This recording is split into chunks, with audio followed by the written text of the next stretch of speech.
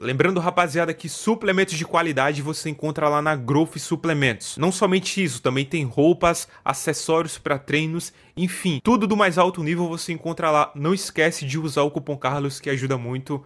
Muito obrigado. Fala, rapaziada, tranquilidade, Carlos Analyst aqui. Pessoal, no dia 22 de outubro de 2023 eu postei um vídeo com o seguinte título, abre aspas, diferenciados. A incrível genética dos asiáticos no bodybuilding, fecha aspas. E nesse vídeo eu tive como intuito não somente mostrar algumas características bem interessantes dos atletas asiáticos, mas também apresentar alguns atletas que eu vi um certo futuro. Só recapitulando agora aquele vídeo, tá aí fazendo, claro, uma atualização breve, eu fiz o seguinte. Basicamente apresentei dois atletas de da Men's Physique, sendo que o primeiro até hoje eu não sei o nome dele, né? Infelizmente não tinha muita informação, mas eu me lembro que eu achei muito encaixada a linha dele na Men's, porém infelizmente aí não temos notícias atuais dele, porém do segundo atleta temos informações, que no caso é o Vegeta Kang. Eu me lembro que ele até deu uma certa viralizada, né, acredito eu, por conta do visual dele que chama atenção. Ele usava o cabelo azul, né, então querendo ou não, dava um destaque no palco, era um cara que também tinha proporções excelentes, tava com o físico bem encaixado dentro da Men's Physique. Eu me lembro que o que me chamou a atenção dele, inclusive, foram os antebraços, a panturrilha, ou seja, é um cara que tem uma genética muito boa, inclusive poderia até transitar para outra categoria. A boa notícia é que ele se tornou profissional, porém, pessoal, sendo bem sincero com vocês, acredito que caso ele vá despontar na categoria, na parte profissional, vai demorar, tá certo? Porque a categoria tá muito disputada e olhando para os caras ali do topo, eu não vejo o físico dele se encaixando tão bem nessa categoria. A cintura dele não é das mais finas, né, quando ele tá fazendo a pose de mens, e as proporções dele, cara, principalmente aquela panturrilha, aquele antebraço, chama muita atenção de uma maneira negativa, né, visando, obviamente,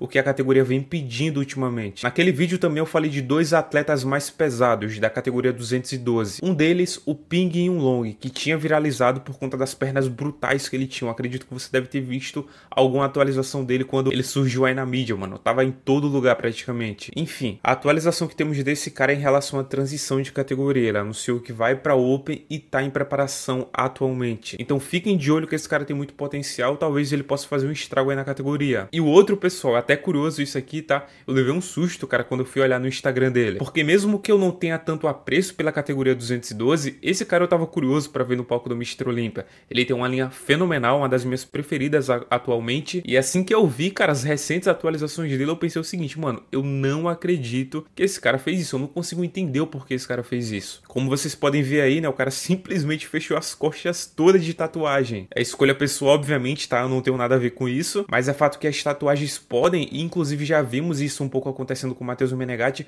atrapalhar, né, a visualização ali dos detalhes da dorsal, da parte superior das costas. E quando eu vi isso aí, cara, eu fiquei com o pé um pouco atrás, entendeu? Em relação à apresentação que ele pode fazer no Olímpia desse ano. Até porque ele já está classificado, fez um off-season gigante, eu tava vendo o booking dele, realmente o cara ficou monstruoso. Mas essa decisão, né, de tatuar as costas por completo, me pareceu uma ideia meio que incompatível com o cara que tava em rumo aí, né, pra disputar com os melhores do mundo. Será que é uma falta de visão de futuro no esporte? Será que o cara leva mais como hobby, né, e não como algo que ele quer fazer um legado? Bom, eu pensei nisso, mas aparentemente eu tava enganado, porque se formos olhar as fotos antigas do cara, ele já tinha essa tatuagem. O que é impressionante, pessoal, porque se você olhar as fotos de palco, né, como vocês estão vendo aí, não parece, cara, o duplo bíceps de costas dele é quase que imperceptível. A única maneira que dá pra observar de maneira mais clara é quando ele vai fazer essas transições aqui, você vê o contorno ali da tatuagem. Enfim, pessoal, tendo noção disso, aí eu fiquei um pouco mais animado com a estreia dele nesse Olímpia, e como aparentemente ele vem dando um foco aí bem grande nas costas dele, né, dá pra ver por conta da maioria das atualizações, que é de dorsal, né, ele aparentemente gosta muito aí dessa região do físico dele, até porque algumas postagens que ele faz, né, a primeira foto ali do carrossel geralmente é uma foto de costas, então eu acredito que ele curte esse grupamento muscular. Eu acredito que dá pra esperar coisas boas. Tem uma linha absurda, tinha peso pra adicionar, tem uma altura perfeita ali pra 212, né? O cara tem por volta de 1,68 m de altura, então ele nem fica tão pequeno e nem tão alto. Ou seja, fiquem de olho, tá? Esse cara finalizando bem,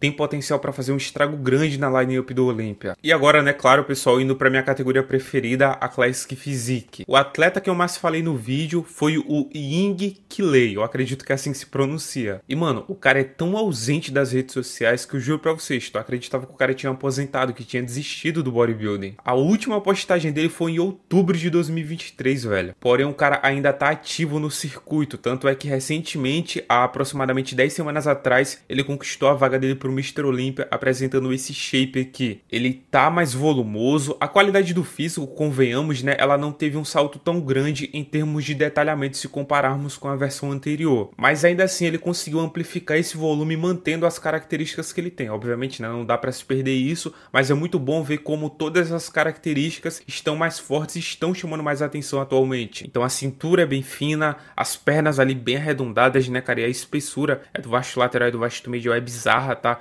A perna dele de lado também é muito boa, os braços dele são bem estéticos, o peito cheio, né, ele tem um físico bem harmônico no geral. Outro cara para ficar de olho também nesse Mr. Olympia, tá? Não acredito que ele vai avançar muitas posições por conta da largura da dorsal dele, falta mais largura para deixar o tronco dele mais imponente, porém com certeza é aquele cara que quando entrar no palco vai chamar a tua atenção. Agora, olha que irônico, o cara que eu tava mais desacreditado é o cara que mais vai surpreender esse ano. Eu tô falando dele, do Shen Kang. No vídeo em questão, né, o que eu fiz anteriormente, eu deixei claro que ele tem um dos meus físicos preferidos da Classic Physique, mas eu tava desacreditado do Branch por dois motivos. Primeiro, eu pensava que ele tava estagnado na Classic, portanto ultrapassado. E olhando pro retrospecto dele dá pra entender perfeitamente isso. O retorno do Shen Kang, a parte mais moderna da Classic Physique, aconteceu em 2022. E o que me surpreendeu, não somente a mim, mas já todo mundo de maneira negativa, foi que o físico apresentado foi muito semelhante ao que ele apresentou em 2019. Ou seja, 3 anos entre esses dois campeonatos e a diferença foi mínima. E esse físico apresentado em 2022 rendeu para ele uma 14ª posição. E já em 2023 ele não conseguiu a vaga para aquele ano e só conseguiu se classificar para 2024. E o físico apresentado em 2024 novamente foi muito abaixo do esperado. Na verdade, dessa vez, como ele teve um tempo para fazer um off-season, para maturar mais o físico dele, eu acho que a decepção foi ainda maior. O físico em si dele não era ruim, mas olhando o nível que a Classic tinha chegado,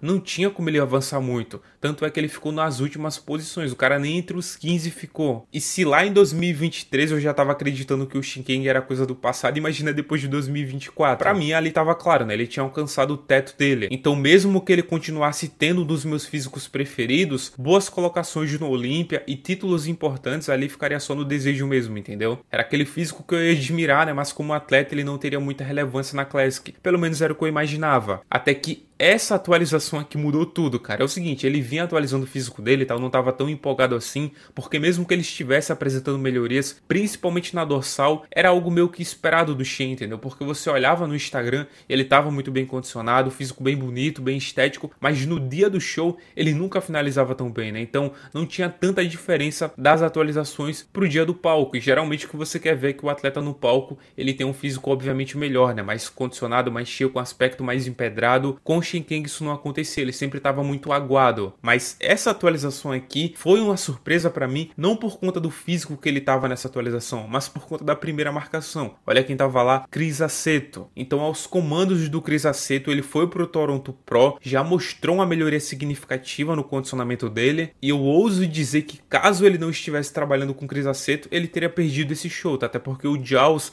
o cara que ficou ali disputando com ele o primeiro lugar, tava muito bem condicionado, o cara tava muito seco, mas no final das contas deu certo pra ele. Ele venceu o show, conquistou a vaga dele pro Olympia, porém aqui também tem algo que eu não posso deixar passar. Essa vitória foi um pouco controversa. Não que a maioria do público achasse que o Jaws merecia ter ficado em primeiro lugar, mas a realidade é que esse físico do Shen, ele não foi tão dominante assim. Então, saindo desse Toronto Pro, o que ele fez? Marcou um show para a próxima semana, obviamente, né, com o intuito aí de mostrar um físico mais dominante e também, claro, né, testar novas variações ali de finalização com o Chris Aceto para apresentar uma estratégia, né, para ter já uma noção melhor rumo ao Mr. Olympia de 2025, e ele conseguiu. Esse físico aqui apresentado no Huanjin China Pro foi fenomenal, disparado, tá, o melhor da carreira do Shen. Ele estava mais seco, mais equilibrado e ainda mantendo um funes excelente. Caso ele estivesse lá no Mr. Olympia de 2024 com esse físico apresentado aqui, o jogo seria totalmente outro para ele. Pelo balanço apresentado, eu chutaria tranquilamente que ele brigaria pelo top 5, porque na Classic, um cara com esse tipo de linha e completo do jeito que ele tá, só precisa acertar o pico para galgar posições importantes. Mas agora vamos para a atualidade e fazer uma projeção. O que esperar dele nesse Mr. Olympia? Será que ele pode tomar algumas posições importantes? De verdade, pessoal, eu acredito que sim. Levando em consideração que infelizmente não teremos a participação do Siban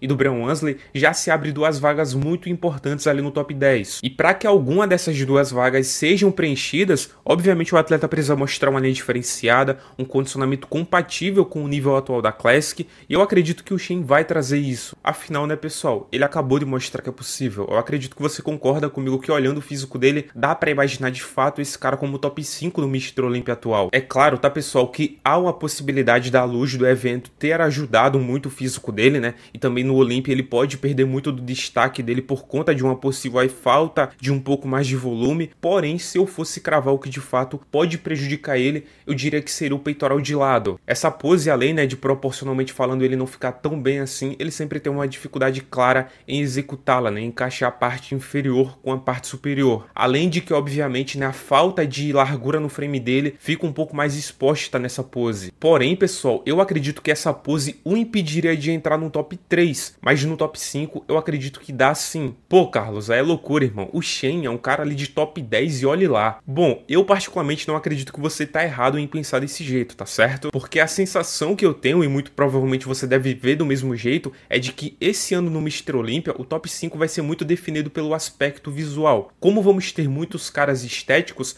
aquele aspecto empedrado vai ser o que vai diferenciar o cara do top 5 pro cara do resto da manada. E o Shen, pessoal, convenhamos, ele parece que tá no lado mais soft, né? Ele tem aquele aspecto mais fofo ali do músculo. Porém, pessoal, também não podemos ignorar as qualidades que esse cara tem. Me assustou a vitória desse cara não ganhar mais reconhecimento. Eu acreditei que o pessoal iria falar muito mais dele, porque o duplo bíceps de frente do cara hoje é um dos mais estéticos da Pro League. Particularmente, tá, pessoal, é o meu preferido atualmente. O abdominais e coxas dele tá praticamente no mesmo nível, porque além de naturalmente, né, ele já ser muito completo, ele ainda incrementa muito a qualidade dessa pose por conta da execução dele. O jeito que ele projeta ali as dorsais para frente, né, criando mais V-taper e claro, também um vácuo extremamente encaixado, com esse posicionamento de perna que ele tem, é praticamente perfeito, deixa ele em outro nível. E apesar do peitoral de lado dele ser uma pose que vai complicar ele sim, a pose mais importante para tirar ponto ainda é o back double biceps. E eu acredito que vocês conseguem enxergar a qualidade que esse cara tá colocando nessa pose, certo? E se na pose clássica favorita ele colocar o front lat spread, ou talvez aquela pose clássica, né, a mais usada, ele vai ficar incrível. Ele vai ter 4 poses fenomenais e só uma mais ou menos. Chegando bem condicionado, o que eu acredito que vai acontecer até porque ele tá com crisaceto e mantendo um funis muito bom, né, para que obviamente ele não fique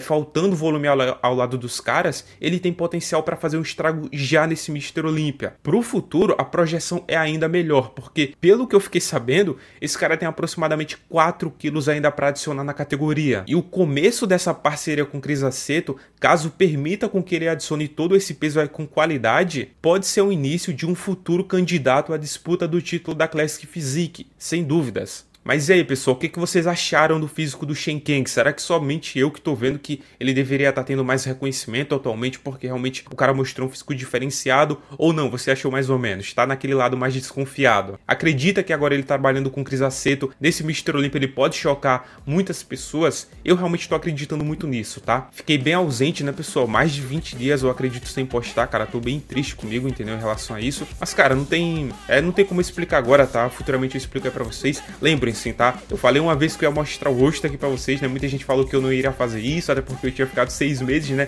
Sem mostrar depois da promessa que eu fiz lá no Instagram. E eu mostrei. Então, futuramente eu explico aí pra vocês. Obviamente não quero ficar todo esse tempo sem postar, porque me prejudica muito, muito mesmo, tá? Mas eu espero que voltamos aí com tudo, tá? Lembrando, deixa teu like aí, ajuda muito. Fortalece aí também no comentário se possível, tá? Um comentário positivo é muito bem-vindo. Muito obrigado, rapaziada, pelo carinho sempre. Tamo junto, valeu. É nóis.